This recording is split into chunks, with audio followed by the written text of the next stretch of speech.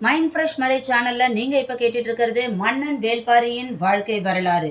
வீரயுக நாயகன் வேல்பாரி எபிசோட் 6. குடிலின் தாழ்வாரம் முழுக்க விளக்கின் வெளிச்சம் படர்ந்திருந்தது. பெருங்களையத்தில் கஞ்சியும் இலையில் சுருட்டப்பட்ட துவையலும் கொண்டு வந்து கொடுத்தால் அந்த பெண். துவையலை தொட்டு வழிப்பதற்கு ஏற்ப சுருட்டப்பட்ட இலையை விரித்து வைத்து களையத்தை வாங்கி குடிக்கத் தொடங்கினார் கபிலர். கஞ்சி தொண்டைக்குள் இறங்கும் போதே குளிர்ச்சி உடலெங்கும் பரவியது. புளிப்பேறி அருஞ்சுவையாக இருந்தது. சுவைத்து சிறிது சிறிதாக குடிக்க வேண்டும் என்று எண்ணிய கபிலர் நாட்காட்டி விரலால் துவையலை எடுத்து நடுநாக்கில் வைத்து விரலை எடுப்பதற்குள் அதன் காரம் உச்சந்தலைக்கு போய் முட்டியது. கண்கள் பிதுங்கின. விழுங்கிய துவையல் தொண்டையில் நின்றது. விழுங்குவதா துப்புவதா என யோசிக்கும் முன்னர் காரம் சுழன்று பரவி கொண்டிருந்தது. கன நேரத்திற்குள் முழு களையத்தையும் வாய்க்குள் கொட்டி முடித்தார். மூச்சு வாங்கியது. நாக்கு காற்றை துழாவியது. சற்றே ஆசுவாசப்பட்டார். கண் கலங்கிய கபிலரை பார்த்து வாய்ப்பொத்தி சிரித்தாள் அந்த பெண். தலையை உலுப்பி காரத்தை கீழிறக்கினார் கபிலர். மறு களையத்தை கொடுத்தாள். அணில் வாழ்த்தனை கொண்டு காய்ச்சப்பட்ட கஞ்சி. புளிப்பிரண்டையை வால்மிளகோடு பிசைந்து செய்யப்பட்ட துவையல் என்று கூறினாள் அந்த பெண். கபிலருக்கு இப்போதுதான் நிதானம் வந்தது. வால்மிளகு இவ்வளவு காரமாகவா இருக்கும் என்ற கேள்வியை கேட்டார். காரத்துக்கு காரணம் துவையல் சுருட்டப்பட்ட மகர வாழையின் கொழுந்து இலைதான். முதல் நாள் இரவே அதில் சுருட்டி வைத்து விடுவோம். நாள் செல்ல செல்ல காரம் கட்டி நிற்கும். இதுவே 3வது நாளாக இருந்திருந்தால் என்று சொல்லி மீண்டும் வாய்ப்பொத்தி சிரித்தாள் அந்த பெண். கபிலர் சற்றே நிதானமாக மறுகளையத்தை வாங்கி குடித்தார். கண்களின் ஓரம் நீர் வழிந்தது. அவள் பார்த்துவிடக் கூடாது என்பதற்காக இடது பக்கமாக தலையை திருப்பிக் கொண்டார். துவையலை கண்கள் பார்த்தன. ஆனால் விரல்கள் கிட்டே நெருங்கவில்லை. எரிந்து கொண்டிருக்கும் விளக்கின் இலுப்பை நெய் வாசனை அவருக்கு பிடிப்பட்டது. ஆனால் அந்த விளக்கின் வடிவம்தான் புதுமையாக இருந்தது. இது எதனால் செய்யப்பட்ட விளக்கு என சிந்தித்த போது பழக்கத்தில் துவையலை விரல் விழித்து எடுத்து விட்டது. உடனே அவருக்கு பொறி தட்டியது. சட்டென தலையை திருப்பி அவளை பார்த்தார். அவளோ வெடித்து சிரிக்க தயாராக இருந்தாள். துவையலை எடுத்த விரலை அவளுக்கு நேரே நீட்டி, காரமலை என்று இந்த மலைக்கு இதனால் தான் பெயர் வந்ததோ என்று கேட்டார். எனக்கு தெரியாது என்றாள் அந்த பெண். ஒரு வழியாக சமாளித்து விட்டோம் என்று மனதிற்குள் நினைத்தபடி விரலை இலையின் ஓரத்தில் தேய்த்துவிட்டு மீதி கஞ்சியை குடித்து முடித்தார். களையத்தை அவரிடம் வாங்கும் போதும் அவள் முகத்தில் இருந்த சிரிப்பு அடங்கவில்லை. நான் உன்னிடம் விளக்கம் கேட்கத்தான் 2வது முறை துவையலை எடுத்தேன் என்றார். நான் அதற்காக சிரிக்கவில்லை என்றாள். பின்னர் எதற்காக சிரிக்கின்றாய்? மாலையில் நான் நாவற்பழங்களை கொண்டு வந்து கொடுத்த போது நீங்கள் முதலில் பூனாவலை எடுத்தீர்களாமே. கபிலருக்கு என்ன சொல்வது என்று தெரியவில்லை. தான் எடுத்து தின்ற நாவலுக்கு அதுதான் பெயரா என்றும் அவருக்கு தெரியவில்லை. மெல்ல தலையை ஆட்டி ஆம் என்று கூறினார். அவள் வாய்விட்டு சிரித்தபடி இலையோடு சேர்த்து துவையலை மடித்து எடுத்துவிட்டு சொன்னால், உதிரப்போக்கு நிற்காத பெண்கள் தான் பூனாவலை தின்ன வேண்டும். பழையனும் நீலனும் மீண்டும் குடிலுக்குள் நுழைய அவள் சிரித்தபடி வெளியேறினாள். என்ன சொல்லி சிரித்து கொண்டு போகின்றாள் என கேட்டார் பழையன். கபிலரோ எதை சொல்ல என்ற திகைப்பும் வியப்பும் மிரட்சியும் கலந்தவராக இருந்தார். இவளிடம் பேச்சு கொடுத்தால் மீளவே முடியாது.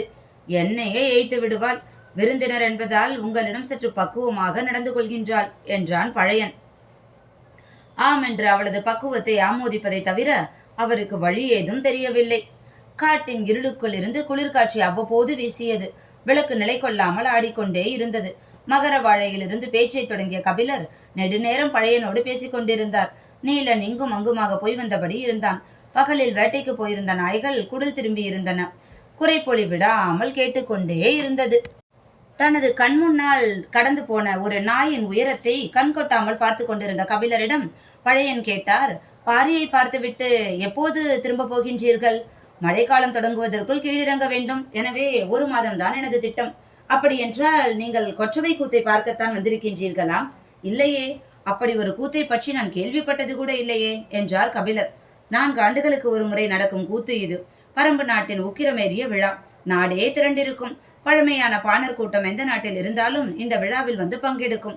நீங்கள் அதை கேள்விப்பட்டு வந்திருப்பதாகத்தான் நான் நினைத்தேன் என்றார் பழையன். மறுநாள் அதிகாலையில் கபிலரை அழைத்து கொண்டு பழையன் நீலன் உட்பட 10க்கும் மேற்பட்டோர் ஆதிமலைக்கு புறப்பட்டனர். முந்தா நாள் ஊரே புறப்பட்டு போய்விட்டது. உங்களை அழைத்து செல்லத்தான் நாங்கள் இருந்தோம் என்று சொல்லிக்கொண்டே பழையன் முன்னடந்து சென்றார். 2 பகல் ஓரிரவு நீடிக்கும் பயணம் அது. பயணம் முழுவதும் கபிலர் கொற்றவை கூத்து பற்றித்தான் மீண்டும் மீண்டும் கேட்டுக்கொண்டே வந்தார். மற்றவர்கள் கபிலருக்காக வேகம் குறைத்தே நடந்தனர். ஆனாலும் கபிலரால் ஈடு கொடுத்து நடக்க முடியவில்லை. நீலன் அவருக்கு அவ்வப்போது உதவிகள் செய்தான். பாதை சில இடங்களில் மிக கடினமாக இருந்தது. சிறு பிசகு ஏற்பட்டாலும் பெரும் பள்ளத்தில் விழும் அபாயம் இருந்தது. விலங்குகளின் தடயத்தை பார்த்தபடி பல இடங்களை கடந்தனர். யானை கூட்டங்கள் கடந்து செல்லட்டும் என்று சில இடங்களில் பொறுத்திருந்தனர். கிழங்குகளை தின்றுவிட்டு சிறுத்தோடும் சுனை நீரை அருந்தினர். பின் கோடை காலம் அதலால் செடி கொடிகள் சற்றே துவண்டு போய் கிடந்தன.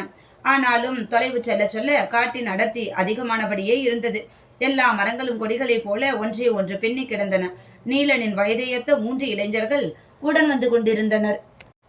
நீண்டு திரும்பும் பாறையை கைப்பிடித்து கடக்கும் போது சற்றே கீழ்ப்பக்கம் குனிந்து பார்த்தார் கபிலர். அந்த காட்சியின் அற்புதம் பெரும் பரவசத்தை ஏற்படுத்தியது.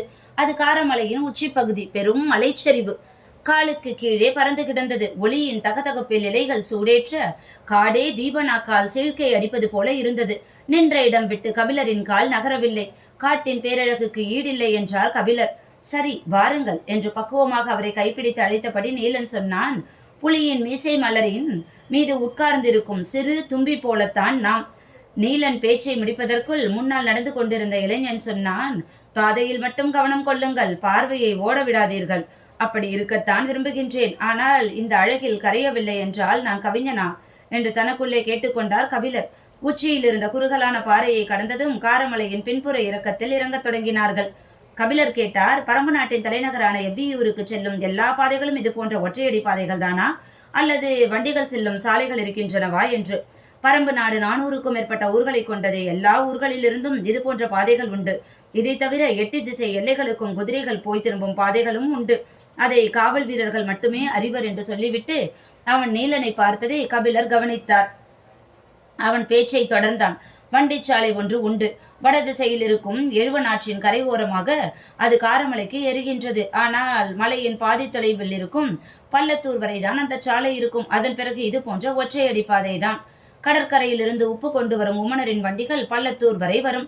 அங்கு வந்து உப்பை கொடுத்துவிட்டு மலைப்பொருட்களை வாங்கி கொண்டு உமணர் திரும்பி விடுவர். அங்கிருந்து பரம்பு நாட்டில் இருக்கும் எல்லா ஊர்களுக்குமான உப்பை பள்ளத்தூரை சார்ந்தவர்கள் பிரித்து கொடுத்து விடுவர்.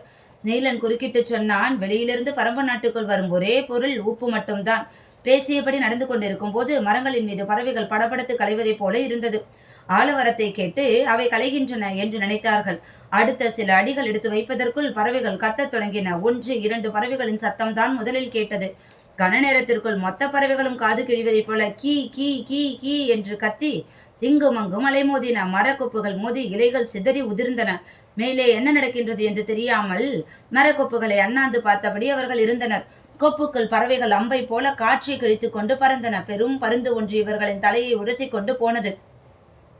கூட்டம் மொத்தமும் என்ன என தெரியாமல் முழித்த போது திடீரென பழையன் பெருங்குரல் எடுத்து கத்தினார். காக்கா விரிச்சிடா! மொத்த கூட்டமும் கண்ணிமிக்கும் நேரத்தில் சிதறி பாறைகளின் ஓரம் விழுந்து சரிந்தனர். கரும் பாறையை ஒட்டி கீழே சரிந்து பாறையோடு பாறையாக ஒன்னினான் நீலன்.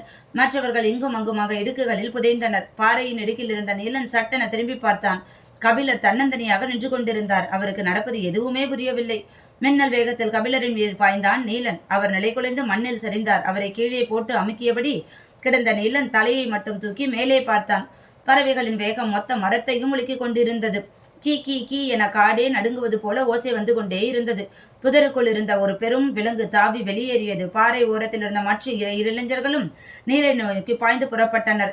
மண்ணில் சரிந்து குத்தீட்டிகளை கையில் பிடித்தபடி அண்ணாந்து மரத்தை பார்த்தனர். அவர்களின் கண்கள் அலைமோதின. அவர்கள் யாராலும் காக்கா விருச்சியை பார்க்க முடியவில்லை. பாறையோடு பாறையாக குத்த வைத்தபடி அமர்ந்திருந்த பழையனின் கண்கள் மட்டும் அதை துல்லியமாக பார்த்து கொண்டே இருந்தது. நின்று நிதானமாக அது வேட்டையாடியது. அங்கும் இங்குமாக பறவைகளின் உடல் துண்டு துண்டாக சிதறின. ஒரு பெரும் பகுதியின் தலையை வாள் கொண்டு சீவுவதைப் போல அதன் கூர்மூக்கால் வெட்டி எறிவதை இமை கொட்டாமல் பார்த்து கொண்டிருந்தார் பழையன்.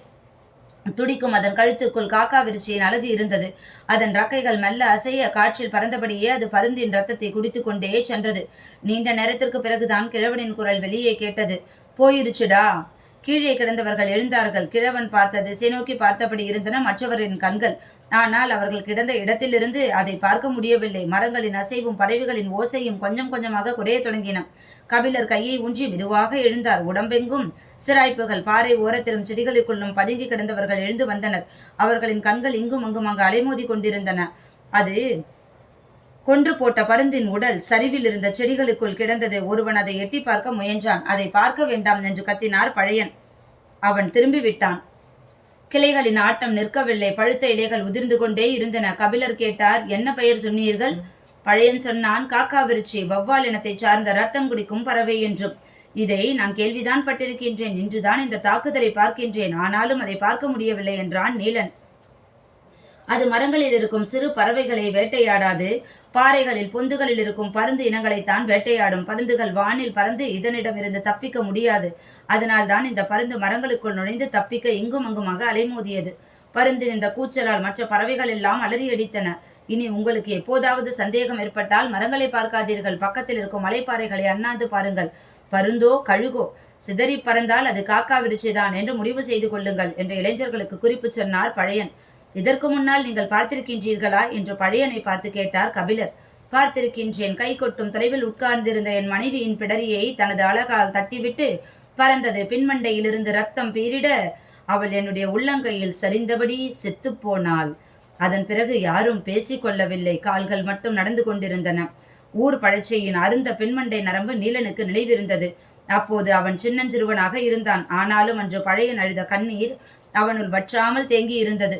நீண்ட நேரத்திற்கு பிறகு மௌனம் கலைத்து பழையன் சொன்னார், கொற்றவை விழாவுக்கு முன்னர் பறவைகளின் ரத்தம் காற்றில் தூவப்படுவது நல்ல நிமித்தம். பள்ளத்தில் சரிந்து கொண்டிருக்கும் மனிதனின் கையில் அகப்படும் கொப்பு போல இருந்தது இந்த வார்த்தை. தீமையை கனப்பொழுதில் நன்மையாக மாற்ற முடிகின்ற வல்லமை வார்த்தைகளுக்கு உண்டு. வார்த்தை தரும் ஆற்றலை வேறு எதுவும் தருவது இல்லை. மனிதன் முதிரும் போதுதான் மனங்களை கையாள கற்றுக்கொள்கின்றான். மனம் விழுந்த பின்னர் எழ வைக்க எவ்வளவோ வழிகள் இருக்கின்றன. ஆனால் விழுந்து கொண்டிருக்கும் போது தடுத்து நிறுத்துவதுதான் மிக முக்கியம். வாழ்வின் சாரமேறி கிடக்கும் அனுபவ அறிவால் தான் அதை செய்ய முடியும். அதிர்ச்சி குலையாமல் இருக்கும் இந்த கணத்தில் பழையனின் வார்த்தைகள் அடற்காட்டுக்குள் துணிந்து கால்களை முன்னகர்த்தும் மன வலிமையை கொடுத்தன. ஆனாலும் தயக்கத்தை உடைக்க வேண்டியிருந்தது. யார் முகத்தையும் பார்த்து பழையன் இந்த முடிவுக்கு வரவில்லை. உறைந்த மௌனமே எல்லாவற்றையும் சொன்னது. பின் திரும்பாமலேயே பழையன் சொன்னான், மின்னலை போல வாளை வீசி காக்காவிருச்சியின் ரக்கைகளை வெட்டி தள்ளியவன் வேல்பாரி. வார்த்தைகள் முதுகுத்தண்டை முறுக்கேற்றும் வல்லமை கொண்டவை என்பதை கபிலர் உணர்ந்த தருணம் அது. உள்ளுக்குள் உறைந்து கிடந்த அதிர்ச்சியை கிழவன் பொடிப்பொடியாக்கி விட்டான். எல்லோருக்குள்ளும் ஆவேசமிக்க ஆர்வத்தை தூண்டினான். பாரி வாள் சுழற்றிய கணத்தில் சரிந்த காக்காவிருச்சியின் இடப்புற ரக்கையை பற்றி காது நரம்பு விடைக்க சொல்லிக் கொண்டு நடந்தான் பழையன். கபிலரின் கண்களுக்கு முன்னர் ஒரு வீரக்கதை அரங்கேறி கொண்டிருந்தது. இந்த வீடியோ உங்களுக்கு பிடிச்சிருக்கும்னு நினைக்கிறேன். இந்த வீடியோ உங்களுக்கு பிடிச்சிருந்துச்சுன்னா நீங்கள் செய்ய வேண்டியது SSLC, subscribe, share, like and comment. மனமெனும் தோட்டத்தில் மல்லிகை மலர மைண்ட் ஃப்ரெஷ் மழை சேனலை சப்ஸ்கிரைப் பண்ண மறந்துடாதீங்க.